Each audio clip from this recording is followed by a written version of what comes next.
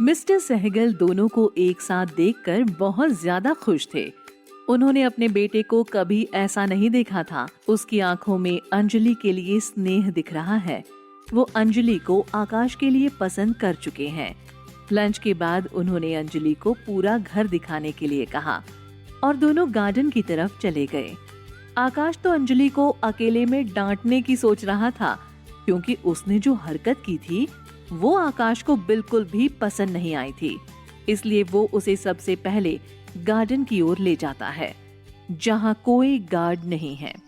Anjali garden में पहुंचकर बहुत खुश हो जाती है। उसे फूल और प्रकृति की खूबसूरती बहुत ज्यादा प्रभावित करती थी। वो जैसे गार्डन में दौड़ने ही लगती है, लेकिन फिर आकाश उसे कहता है, मैंने तुमसे कहा था कि मेरी फैमिली के सामने अच्छी तरह से बिहेव करना, लेकिन तुमने मेरी बात नहीं मानी। मैंने तुम्हें तो किस या हग नहीं किया, तो फिर? अंजलि को पता है कि उसने क्या किया है, फिर भी वो अनजान बन रही है। तुमने मेरी थाई को कितने जोर से पकड़ रखा था। मैं कंट्रोल कर पाया इसलिए ठीक है, वरना क्या होता? आकाश अंजलि पर चिल्लाता है। राजेश को आता देख अंजलि आकाश को इग्नोर करते हुए कहती है, हे हेलो राजेश, तुम यहाँ? अंजलि स्माइल करते हुए पूछती है। तभी वहां राजेश को देख पूजा उसे बुलाने के लिए आती है और दोनों से पूछती है, क्या तुमने राजेश को बुलाया है? अंजलि कहती है, नहीं, मैंने उसे यहाँ देखा जबकि उसे डे ऑफ दिया गया है, इसलिए मुझे सरप्राइज लगा। राजेश को डे ऑफ? पूजा कुछ समझ नहीं पाती, इसलिए पूछती है और आगे कहती है, राजेश हमारे साथ यहीं रहता है, बाकी ड्राइवर और नौकरों की तरह। वो कभी डे ऑफ नहीं लेता जब तक उसे आकाश अपने साथ चलने के लिए नहीं कहता। पूजा एक्सप्लेन करती है। अच्छा? आकाश पूजा को कुछ ना बताने का इशारा करता है, फिर भी पूजा बिल्कुल नहीं रुकती और आगे सब कुछ बताती है। तुम यहाँ क्या कर रही हो? वो पूजा से पूछता है। मैं तुम्हें चाय पीने के लिए बुलाने आई थी। वैसे मुझे ऐसा लगता है कि भाई आपको थोड़ी देर भी अकेला नहीं छोड़ना चाहते, इसलिए तो खुद आपको पिक करने आ गए। पूजा बोलने से नहीं चूकती। ये अपनी लव लाइफ पर ध्यान क्यों नहीं देते, बस मेरे पीछे ही पड़े रहते हैं। आकाश खुद से बड़बड़ाया। आकाश पूजा को डांट कर जाने के लिए कहता है और वहां से पूजा और राजेश दोनों निकल जाते हैं। अंजलि इन सब बातों को इग्नोर करती है और रोज के गार्डन में फिर से खो जाती है। गार्डन में चलते चलते अंजलि को विशाल की कही बात याद आती है कि वो आकाश से पूछ ले कि वो एक गे है या नहीं।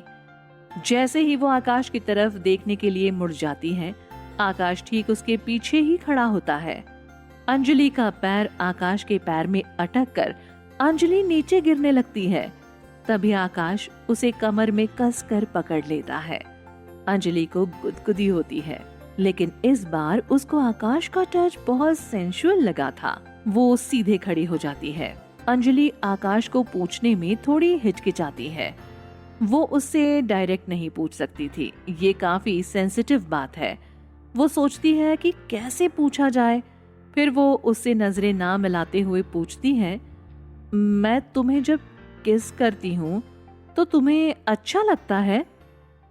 आकाश समझ नहीं पा रहा था कि उसे क्या कहना चाहिए। वो सच कहे या झूठ। वो कुछ देर शांत रहता है। अंजलि ने उसे की हुई पहली किस उसे याद आती है, कैसे उसने लिप्स जैसे अंजलि को सौंप दिए थे और फिर अंजलि के थकने के बाद कैसे पूरी किस डोमिनेट की। उसे याद आया कि वो बीच बीच में अपनी आंखें खोलता और अंजलि की तरफ देखता और फिर किस करता। जैसे ही वो अंजलि को किस करने के बारे में या उसके करीब आने के बारे में सोचता है, तो अपने बॉडी में हॉट सेंसेशंस फील करता है। वो एक बार अंजलि की तरफ देखता है। उसे लगता है कि हाँ, अच्छा लगता है, ये जवाब दिया जाए। सिर्फ अच्छा ही नहीं, बल्कि ऐसा लगता है कि दिन भर तुम्हारे साथ रहूं और तुम्हें किस करता रहूं। तुम्हारे साथ अपनी हर सुबह की शुरुआत करूं और शाम तक बस तुम्हें किस करता जाऊं। आकाश, ये क्या सोच रहे हो? आकाश अपने होश संभालता है और अंजलि से कहता है, तुम्हें कैसा लगता है जब तुम मुझे किस करती हो? अंजलि आकाश के इस सवाल से हड़बड़ा जाती है। वो कुछ नहीं कहती। शायद तुम मेरे सवाल का जवाब नहीं देना चाहती। तुम मुझे पूछने के बजाय अपनी बॉडी को पूछो कि तुम्हें मेरे करीब आने से क्या फील होता है। आकाश कामली बोलता है। ये सवाल वैसे भी इनअप्रोप्रिएट था, क्योंकि दोनों को एक दूसरे को किस करने में मजा आता है, और जब भी उनके होठ एक हो जाते हैं तो उनकी बॉडी लैंग्वेज उस बात को छुपा नहीं पाती। आकाश गे नहीं है। विशाल की आवाज अचानक अंजलि के सिर में गूंज उठी और उसने जल्दी से अपनी आंखें बंद कर ली ताकि वो उस आवाज को मिटा सके। फिर भी अंजलि अभी भी आकाश से डायरेक्ट सुनना चाहती थी कि वो स्ट्रेट है। हो सकता है कि बाद में वो सीधे उससे इस बारे में पूछ ले। अंजलि इस टॉपिक को अभी बंद करती है। खूबसूरत फूलों पर ध्यान देती है। अंजलि इन फ्लावर्स में खो गई। तभी पूजा ने उन्हें चाय के लिए फिर से बुलाया। दोनों चाय पीने चले जाते हैं। अंजलि को इन सब के बीच बहुत मजा आ रहा था। वो अपना समय पूरी तरह से एंजॉय कर रही थी। वो अली के और पूजा के जोक्स पर खुलकर हंस रही थी, जो वो हर बार अपने क्लोज फ्रेंड्स के साथ ही हंसती थी। मगर ये सारे लोग उसे बहुत फ्री और उसके जैसे लगे। वो बचपन के किस्से सुनाते थक नहीं रहे थे। चाय पीते पीते उनकी बातचीत का विषय था आकाश। क्या आकाश हमेशा से ही ऐसा है?